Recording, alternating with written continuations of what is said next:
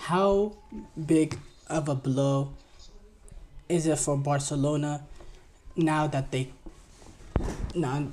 won't, or maybe we should say can't sign Nico Williams, because we were all living in this sort of fantasy that it was a guarantee Williams is going to be a Barcelona player. You just have to pair him with Lamine Yamal. Look at what he's doing for Spain. And Barcelona over the past, throughout their history, but especially over the past, 10, 15 years, they want a player. He's Spanish. He's a star of the Spanish national team. He had a great European Championship or World Cup. Clubs like Barcelona, they're able to get it done. They do get not clubs like Barcelona. They get it done. They will be able to get it done. We live in a sort of different world in that Barcelona are struggling financially yeah. Look, I will say this about Joan Laporta. Joan Laporta, man, I understand you want to be positive and you want to sell to the fans that everything is fine and all that, but don't lie to the fans. Don't lie to the fans. Xavi got fired for telling the truth. Because that's the right thing to do. Tell the truth because the fans deserve the truth. Xavi got fired for telling the truth about the situation that Barcelona find themselves in, while Joan Laporta not only fired him for telling the truth, but is out here selling these sort of, oh, nothing is fine. We can afford these players. We can afford Williams' release clause. Everything is fine. We're not going through financial hardship, all that. Just tell the truth. The fans deserve the truth. The Barcelona fans deserve the truth. Especially the fans that pay the tickets to go in, game out, that have put their blood, sweat, and tears for the football club, that will die for that football club. They deserve to know the truth. Stop selling them this sort of vision that is simply not that can't be executed. They cannot be executed. I saw a quote a few weeks ago saying Yamal's release clause is affordable. Now it's saying Lamine Yamal can't join Barcelona because of Barcelona's uncertainty regarding his registration. I mean, how crazy is that? How crazy is that? It's incredible. It really is. It's incredible. And in years in the past, Nico Williams would have been a Barcelona player. No problems.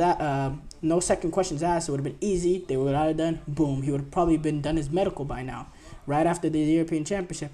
But it's a different time we find ourselves in, and it's a disappointing because getting Nico Williams with Lamine Yamal, him being a Spanish player, is just perfect. Paired alongside another Spanish winger, if you look at Barcelona teams in the past, they have dominated. They dominate the Spanish national team.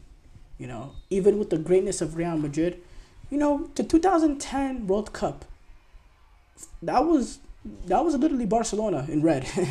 That was literally a Barcelona team wearing the red jersey. I mean, you had the likes of Fabregas, Xavi, Iniesta, Puyol, PK, Victor Valdez.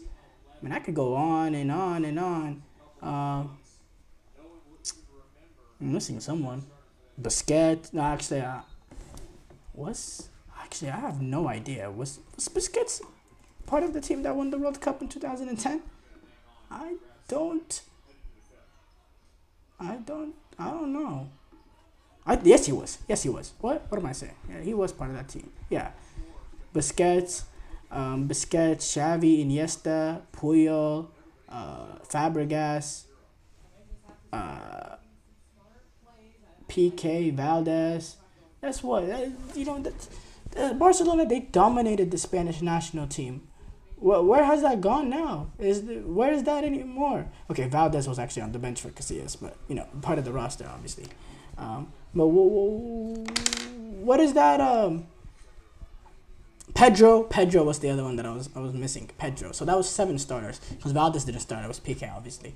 But Pedro, David Villa. I don't know if David Villa in 2010 was he playing for Barcelona at that time, or was he at Atletico? No, he was definitely playing at Barcelona. Actually, he was that following season was his first season at Barcelona. But that's seven, 8 players, in the starting 11 that was Barcelona players.